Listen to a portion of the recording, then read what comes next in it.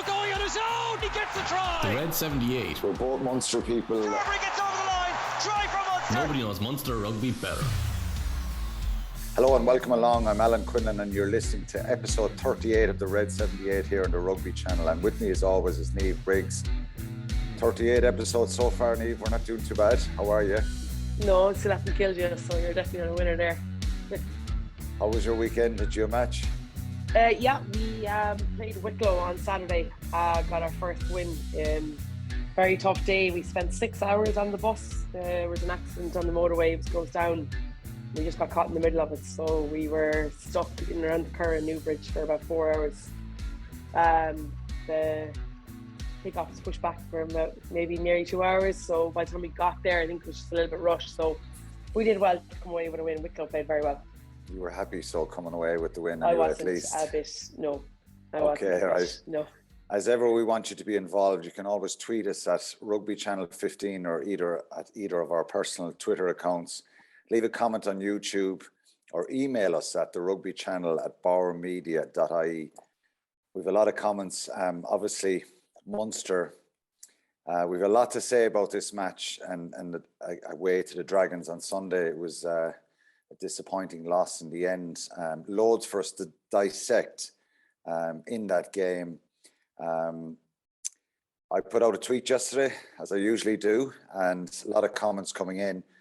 Some of them, I think the vast majority are pretty balanced. There is some people giving out, and I suppose, you know, we want to get the voice of the fans and let them vent their frustrations or give their opinions, which is really important. I think that's the whole idea of doing this. So you have a lot of tweets there, Niamh. So you can read a few and we might comment on them and then read another few and so on. Yeah, so you spoke about it being a bad day at the office. I think that's a bit of an understatement. And if they can fix the problems that they have, look, I've no doubt they can fix them, Quinny. I just think it's gonna. I'm not sure how much you can fix in a week. I think that's the big thing. So we'll talk about Darragh Crowley. The coaches have the privilege of patience from the supporters for the systems to take form, but professional athletes don't have such protection when making schoolboy errors. We'll be looking back on this period claiming it ruined or made Munster. Ian Moore, poor basics all around, line out, breakdown, basic catch pass, all lacking. They will ship serious scores against better sides. Worst of all, there didn't seem to be urgency except for Casey and Healy worrying times. You're right though, like, as in, I think the majority of the people that were commenting or tweeting us back in when you were talking about, while it was, you know, disappointing for lots of reasons, like standards, they talk about the coaching and having patience and that. And Desmond O'Sullivan says the performance was disappointing for a lot of reasons, but most of all for the drop in standards. Everyone expects this new ticket will need time, but players have to have standards. If all they have left is pride, which seemed lacking again this weekend, I think that'll sting them, the lack of pride. You know, I don't know if you watched the game in RT, but Donegal Callan question their mentality as well. And I think if you're a player, like, you have to see a reaction to that this weekend, because I do think that'll be something. So I had this situation before where I was critical of Munster back in 2015-16 season, and the reaction wasn't very friendly towards me. But you know, I think, and I remember when I was a player myself, if somebody criticised, you know, I remember David Corkery, who I played with, he was quite stinging in his criticism on a couple of occasions. And when you're in that bubble and that dressing room, you feel that it's an attack, but it's a reality sometimes. And I think a lot of ex-players have been speaking about it, and it's been covered in the media after the weekend, that I think if the players are being honest with themselves, and they probably know this themselves, it wasn't good enough overall, I think. No, it wasn't. And I actually liked Graham Rowntree's interview afterwards. You know, he was quite assertive in how disappointed he was, which I thought was really good. You don't often see a coach coming out like that. And, you know, hands up, like, it wasn't good enough. And I'd imagine we saw a much toned down Graham Rowntree in the interview afterwards. than what the players would have seen in the dressing room. They'd have to, like, I think he looked angry and looked frustrated, and I get it. Ian Flynn talking about different players, and this is a big thing as well in relation to, I hear a lot of pundits, and I think it's a bit of an easy kind of an out. So number one, the wedding that everybody was supposed to have gone on the week before the season started, and I don't like that. I don't think that that's a reason to why things haven't gone well over the last 2 weeks. I think that's a really easy out. Yeah, the second is also just, the age of the players. Okay, so just on the pre-season break, I think if there was 2 weeks off in the space of 7 weeks, 6-7 weeks, I didn't do the exact maths, but people are commenting on that. I think particularly the week off after the London Irish game, where they played in Cork on the Friday night, and the players had a week off, and they came back in the following Monday week to prepare for Cardiff, which was due to be on a Friday. If they'd beaten Cardiff, if they'd beaten the Dragons, people wouldn't be talking about this. I do think that you probably won't see the benefits of those couple of breaks. And they weren't breaks just for weddings. The weddings happened. There was 2 weddings, I think. They happened. But I think the idea of train for a couple of weeks, a week off, train for a couple of weeks, a week off, is to try and have enough fuel in the tank for a long season. And it's probably changed a bit from my time, where we would normally have traditionally went in and did 6-7 weeks non-stop. You might get 2 days off on 1 week towards the end of that block of fitness training. So I suppose it is something that hindsight's a great thing. But I think particularly that the week before the Cardiff game, you would imagine, even if it's just for a couple of days, that there could have been some training or some kind of shape or organization. They're undercooked. There's a lot of changes, and we spoke about it last week. There was a lot of changes in the 2 preseason games. There was a team that played against Cardiff.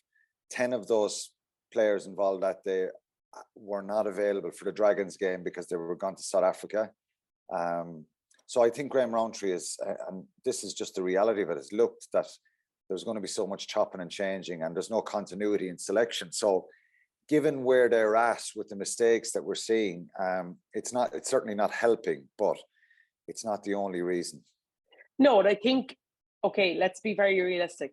Graham Rowntree would not really have set that pre-season, I'd imagine, because he wasn't in charge when that was all planning. And on the flip of that, I don't think, from what I can gather, they found that pre-season really, really difficult in terms of, it was something that they hadn't experienced before in relation to the intensity and the pace that both Dennis and Leamy and Prendy and Graham Rowntree brought in. So maybe you're right. Maybe we will see the I suppose the fruits of that labour towards the middle to end of season. Wayne Pratt is, I accept the period for new coaches and new patterns, but there seems to be a lot of basic errors being made. I know a lot of senior players played their first game against Cardiff and Dragons, albeit away fixtures. We were still very winnable. My worry is fixtures are not getting easier. And Joe said something similar. New system will take time, but every player needs to hold themselves accountable individually and collective. Heart, basic skills, aggression, cohesion, all missing, or at least not evident so far this season. And that's probably where Munster fans are going to be a little bit worried, because previously Munster have been known within their culture, their squad. It was all about that heart, that aggression, that cohesion, that ability to kind of bind together. And a lot of the tweets were about that. It was that this player accountability and, not showing that fight that we're used to seeing. Stephen Ball says a lot about the previous coaching setup, that as soon as players are asked to play at a higher possession style, there are a lot of unforced errors. Skills embedding in the new attack defense system will yield results in the next few weeks. And here's the thing, right? This is kind of like my kind of thoughts as well. The skill level, we're now putting players under pressure to produce moments of skills that you and I can sit and look at the game and think, that's a basic 2v1 or that's a basic catch pass. But when you're under pressure from a defence and running a pace that they probably wouldn't have trained or done stuff like that before, or been forced to make those passes. You're now asking players to come out of their comfort zone. And I think that that's a real concern in relation to their ability to execute those skills, because let's face it, it's not been the way Munster have played for the last 5 or 6 years. Okay, so I'll ask you this, and it might be a bit harsh, but the previous regime, what were they doing? What were they training? What way were they training? Why weren't, we talk about, the need for, I think, the need for more pace and more continuity and more energy, and having the fitness to do all that and play a more, expansive game with more tempo in it. Have we wasted a couple of years in what we've seen, where we were kind of knocking on the door on a few occasions the last 3, 4, 5 years, but just not good enough? Yeah, look, we spoke about that though at the end of last season, that we had the ability to get to a certain stage, and when we get into those knockout, whether a semi-final of a Euro C or quarter-final of a Champions Cup, we're up against much better opposition, and therefore we start to see the weaknesses in that game plan. What they've been doing in training, look, we're not privy to that, you and I, over the last few years. They definitely did train at a lower intensity. That was, that's a fact. They definitely did work more on a set piece as opposed to this multi-ball kind of a type of fast game where, you've got to put yourself and your skills under pressure. That's only been introduced now over the last 5 or 6 weeks. So it's like some of the mistakes the other day were so poor to watch and so frustrating, I'd imagine, from that coaching ticket. But I think that from a player point of view, for example, that really poor pass by Mike Healy when he had that 4v1 on the edge. I think you put him into that situation again this weekend, and he makes that pass because he's had the mistake. I know. I'm not saying that it's a. No, I know what you're trying to say, but I'll give you my opinion on that pass. It was dreadful. He's a professional athlete. He's an international player, and if he wants to go and play for Ireland, if you're down in the park over the summer and you haven't touched a rugby ball in 6 weeks, you should be able to give that pass off your left hand. And that's just. But this is my thing, Quinny. But you know what I'm frustration. thinking? Yeah, do you know what I'm thinking the last few days, and whether people like it or not, I think we've gone so far back in the last few years that there's a certain amount of damage done with this group now, and to shake off the shackles and actually play with a bit more energy and intensity to suit the team. Because obviously, if you have a pack of South African forwards, you can play slower, you can play more mauling game, you can attack teams in the set piece. And I think, the evidence of maybe Johan and Stephen Larkham, we're not seeing any we saw some glimpses of progression, but we're probably you mentioned the word fruits of their labour going forward. Well, we're seeing some of the fruits of the labour of the last couple of seasons, which is frustrating. We can't. This is what I'm trying to say to you. I completely agree with you. I just think now we're asking them to play at a much higher intensity and much higher tempo than they majority of those players will have ever played before, irrelevant of whether, of course you'll have the 4 or 5 players that are constantly in that Irish squad over the last 3 or 4 years will understand that. But the rest of them, that would be complete and utter shock to the system, that not only are they asked to play at a higher tempo, but they're actually asked to have their basics or their core skills to be precision. You look at Feketawa's exact same thing. A really poor pass on the opposite edge to Mike Healy's. That's just being under pressure in your mind all the time.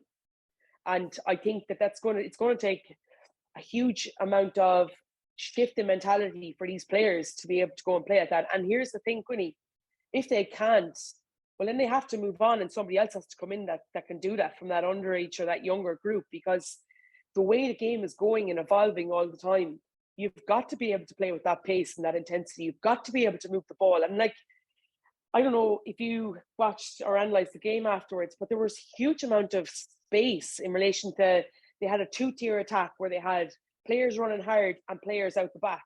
And we continue to hit that short line.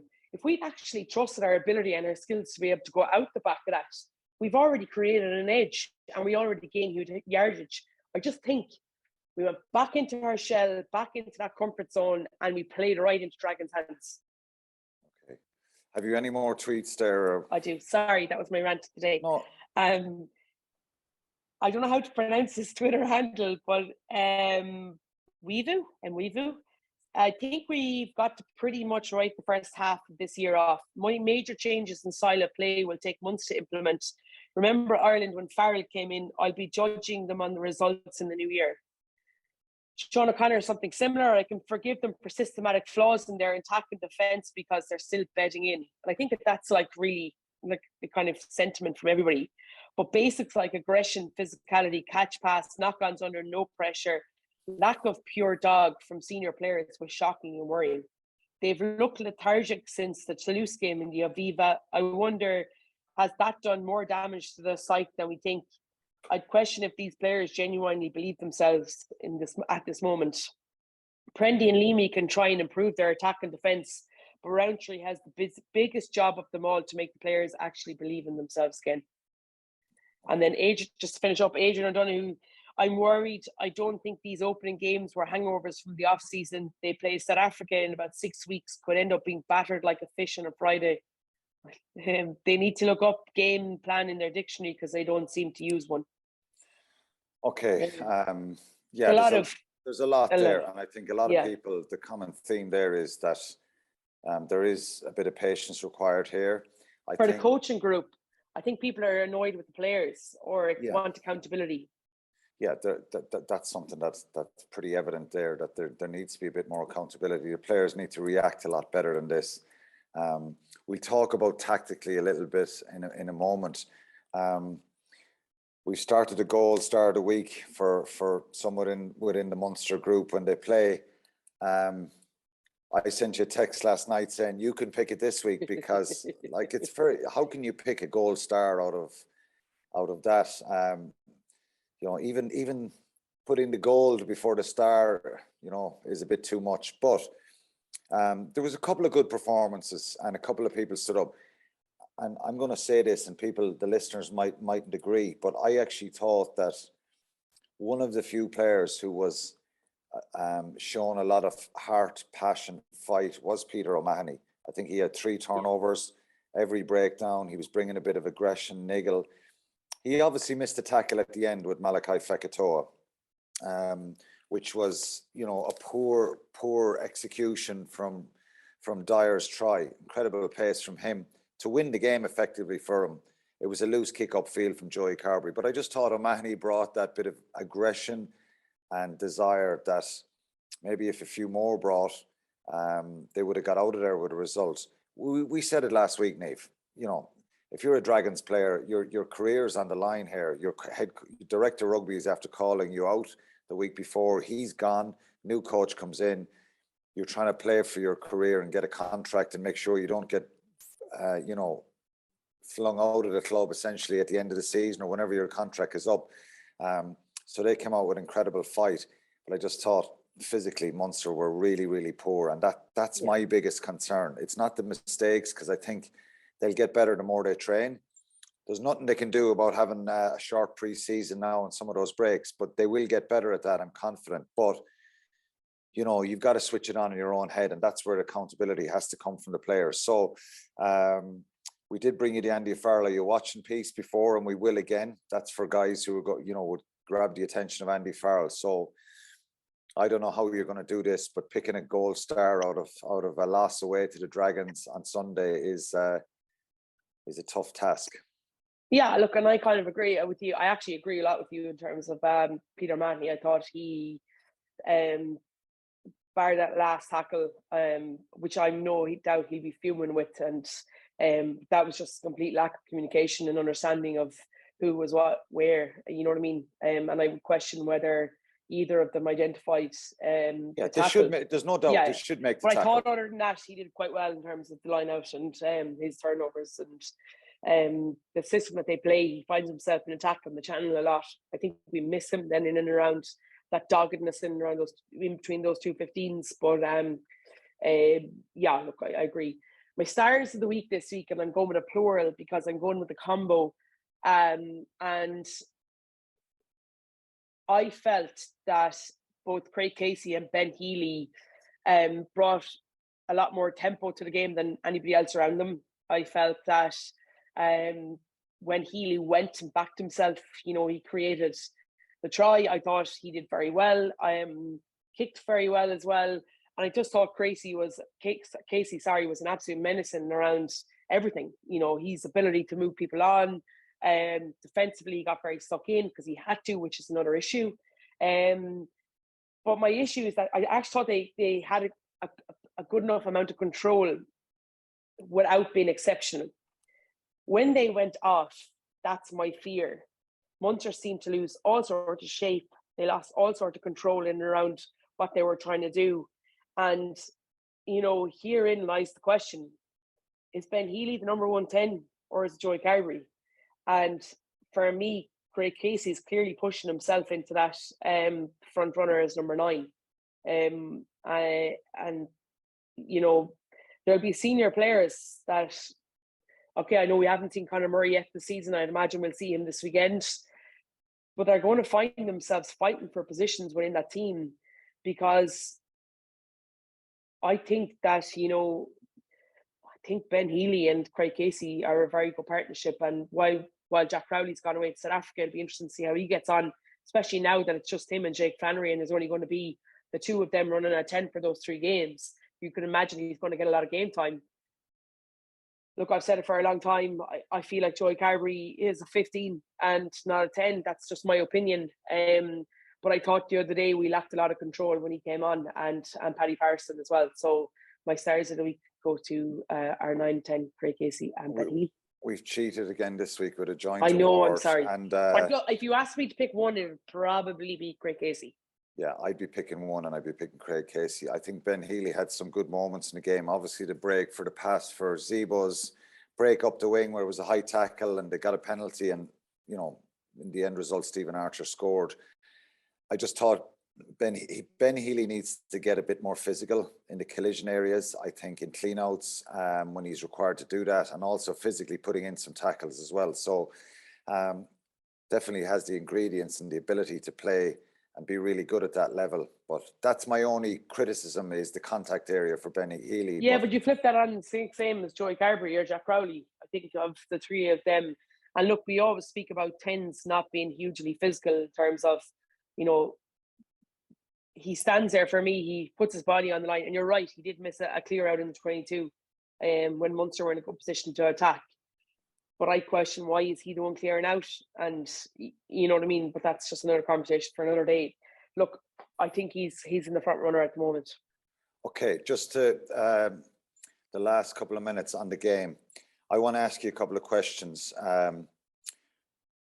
Is it attitude that we're lacking intensity and lacking of physicality? Because I looked at the Dragons, and I looked at C.O. Tompkinson in the centre, Jack Dixon, Rodri Williams, they're the backs for some of the backs for the Dragons.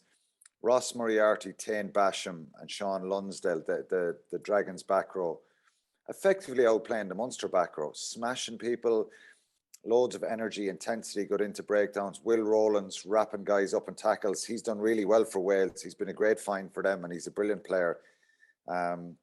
Bradley Roberts, making the line breaks, smashing people. Why aren't Munster the ones bringing the intensity there? And I just want to clarify, I think it's difficult on the internationals. I'm not making excuses for them. It's their first involvement. They probably weren't supposed to be involved for another 2 weeks. So they were kind of jettisoned back. I think the decision was made by, they'll obviously get more time off throughout the season, but it's the first game back.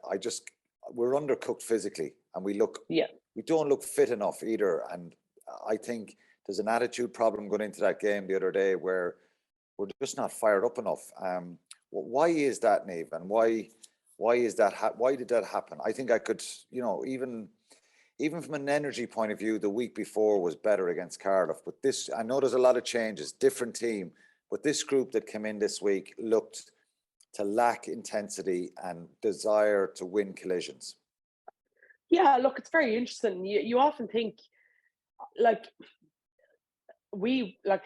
it's interesting in any way comparative. It's interesting, but it's not good enough for me, because that's a given no matter what.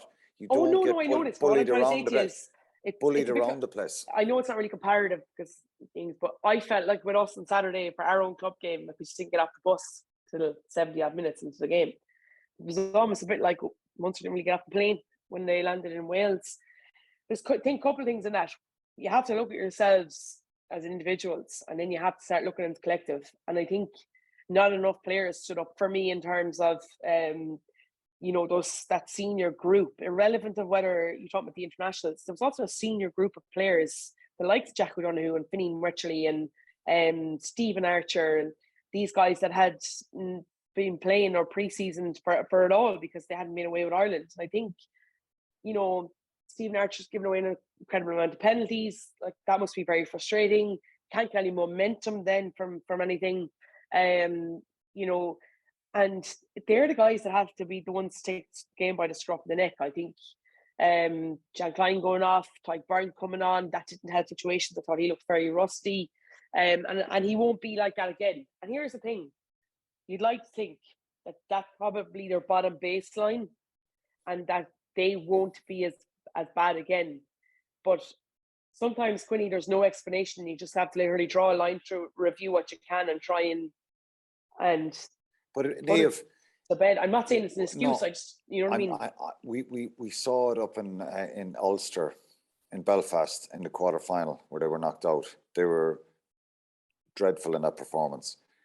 If there's not a change here, I know we're trying to get game plan change and tactically change things, but if there's not a line in the sand drawn about the physicality and the aggression and the ability to win collisions, and if they don't see it themselves, I think they're going to have problems throughout the season. This is going to crop up again. Teams that's the question. Now, does that relay anything to off the pitch, do you think? Do you think that relays about the culture of the squad? I don't know what it's like. I'm just asking you, like. I just don't know how hard they have been pushed before. And I think I go back to the previous regime.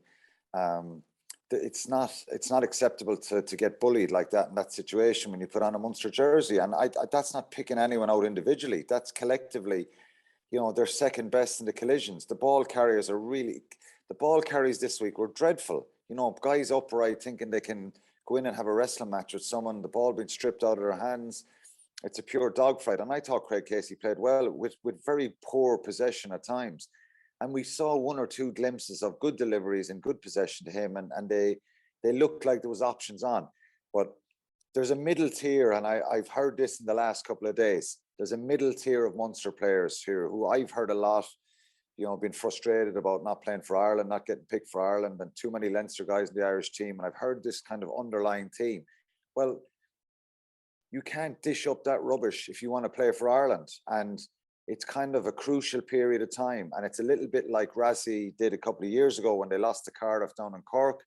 And he called them all in and called them out about their attitude. And there was a bit of a line in the sand. And I think I've said this all along. If the attitude at least is there and the fight and the energy and the aggression, no matter what stage you're playing at, there has to be a bit of pride in that job. And I'm not saying people intentionally went out in the field to kind of be, 70, 80% physically right and not the extra 20% that's required. Nobody did that intentionally, but they've got to realize it and kind of, self-police themselves that they're fired up before the game, that they were going into a situation there that this was a brilliant situation for the Dragons players. Like we said, all the questions asked about them. Munster coming to town is a brilliant scalp. They'll be feeling incredibly good about themselves. But they didn't even play well either. This is the thing. But, it was just a really, it's not really even about playing well, Niamh. It's not about playing well. I'm talking about having an aggressive attitude, a desire, a fight, a little bit of niggle like O'Mahony brought. I'm not saying, give away stupid penalties or get into fights or anything like that. But we looked, and the evidence of it, we looked like we were second best in some of those collisions. And the Dragons were the ones that were piling into Munster players.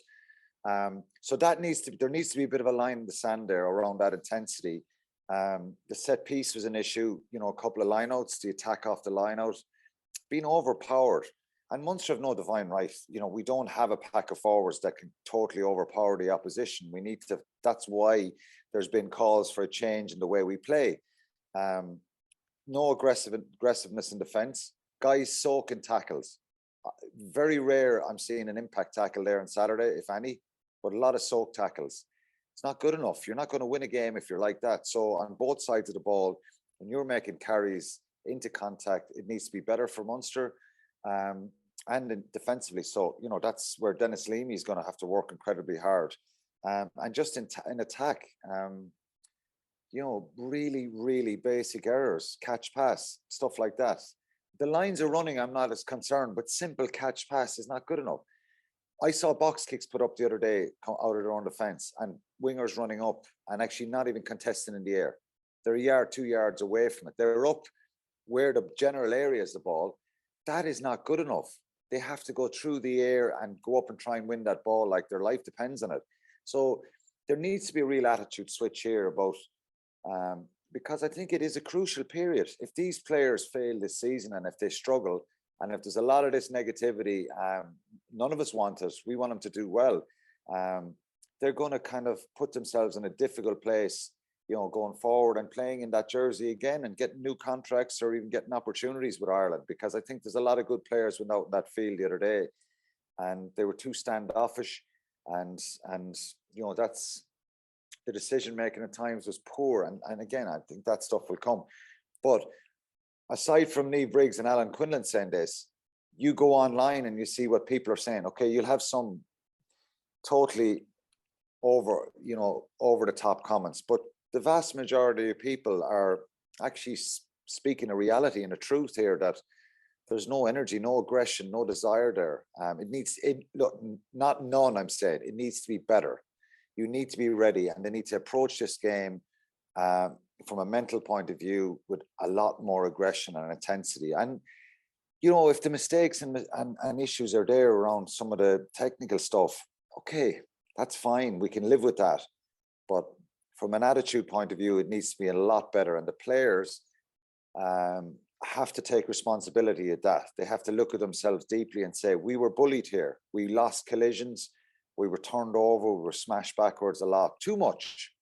And of course, it's going to happen to you in some games, even when you prepare really well and you're on it emotionally. But I just think it just lacked a bit of feel of energy and aggression on Sunday. And ultimately, that came back to haunt him in the end. So a lot of mistakes.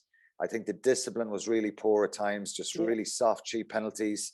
And, a concern. It's a concern. It's a worry. So they've got Zebra at home this week. It's the first home game of the season. We've probably covered a lot there, but if you were to pick out 3 quick points about where they need to be better, what would your priority be if you were to pick out 3 things that they have to get right this week against Zebra at home to get a result and get a bit of feel-good factor back to them?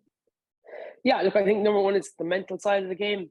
You just touched on there. Like, you have to turn up, be ready to go. I think their attack breakdown needs to be better to be able to start the ball, like as in to be able to give Casey or Conor Murray or Paddy Patterson or whoever it is starting that game the ability to be able to go. And I just think their front up tackle tech needs to be so much better. Look, you can talk about set piece. I'm like not an expert on the line of the scrum, but I think that if you can fix the attack breakdown, then give you the ball in the plate, and you have the players then that can make stuff happen, please God. And then you look at the defense stuff in relation to our tackle tech, the first off tackles, in terms of actually physically dominating them and the mental side of the game. There are 3 things that you can control. The big thing is, Quinny, that you could go down a rabbit hole and try to fix everything. Yeah, if Munster go down and try the rabbit hole trying to fix everything, then they probably won't fix anything. Does that make sense? Yeah, no, I know. So I'd imagine they'll go in this week with 3 focus points for this weekend. And I think the attitude is the big thing. I think a real kind of fear factor and reactive performance Munster need to get the fans back on board with them, and actually get a bit of a feel-good factor for themselves. Because the reality of this, Niamh, is, even though we may not be lifting European Cups or even the URC, if we start losing games in the next couple of weeks, it's actually going to be a bit of a dogfight to be making playoffs or even making Europe next year. And that would be seen. I know we need patience and take a bit of time, but like, the reality is there's a lot of tough games coming up. So they've started finding wins. They've got Zebra at home. Friday week, Connacht. There's going to be all sorts of sparks flying there. Then they've got the Bulls at home, and then they're away to Leinster, home to Ulster. So there's a tricky number of fixtures there, and they've got to find a way to win in the next couple of weeks. I know there's a number of injuries after last weekend. There's a couple of players doubtful. So they are down to the bare bones this weekend. With the 10 players away as well in South Africa. So it's actually getting harder and difficult. They've got to circle the wagons a little bit here and really dig in and make sure that, the sleeves are rolled up here and they're just more aggressive and there's more of a fight out of them. I think, obviously you would hope that the basic catch-pass situations and a little bit of timing people can sort that out in the run and get better. We saw a lot of handling errors in Cardiff, and at the weekend again, just some really basic ones. You hope that maybe the attitude switch will fix some of that stuff, that people are just going to be more tuned in and really alert and fired up to get that you also really important they don't try and force things now because things haven't gone to plan. And I think that's the biggest thing. And I don't know if you got to see the Zebra Sharks game the other day. I saw a part of it, and Zebra can play. They scored some unbelievable tries last weekend and the weekend before against Leinster. I don't know if you saw that game. Incredibly, they play with incredible width. So Munster really have to make sure that their defensive set's very cohesive, that they're making those front up tackles, because if you give this team room to play, they are literally electric. They've already scored a couple of tries this season in week 1 and 2. So and they've now lost narrowly for both games, but they've both got bonus point tries, points for bonus points for scoring 4 tries, and then I've got bonus points for Luke coming within 7 Leinster, 7 in the Sharks. So I think they're playing very good rugby at the moment, and if Munster doesn't shut that down, then Munster could be in for another long day. Yeah, that game is 5:05 on Saturday in Musgrave Park. So it's one they need to step up and get a result here. But what we've seen, there's no guarantee of anything at the moment. But hopefully they can pull together unlimited resources. And the mitigation of a lot of this is there's been a lot of chopping and changing. There's a lot of, and they're a team crying out for a bit of continuity in selection at the moment. But they can't get that at the moment. They've just got to, and I think the attack side of the game and the coaching side will come better. And would you go with the same group again, Quinny? Well, as much as they can make a lot of changes. I think there's some injuries. There's some knocks from the team that played in at the weekend, but they've got to try and keep as many as they can, if possible. So we've got to leave it there. We've got to wrap. I think, obviously, hopefully it's a bit more positive next week. That's episode 38 of the Red 78 wrapped up. To make sure you get your podcast straight to your phone, just search for the Red 78 wherever you get your podcasts and press subscribe. Don't forget to get in touch. Obviously, if you have any comments or tweets, you can tweet both Niamh and I on our personal Twitters, or you can email the rugby channel at bowermedia.ie, or leave a comment on YouTube as well. So that's it for this week. Good luck, Niamh, and chat to you next week. Thanks. Thank you. Bye, Quinny. The Red 78 with Quinlan and Niamh Briggs. Nobody knows Munster rugby better. I'd like to think I know a lot.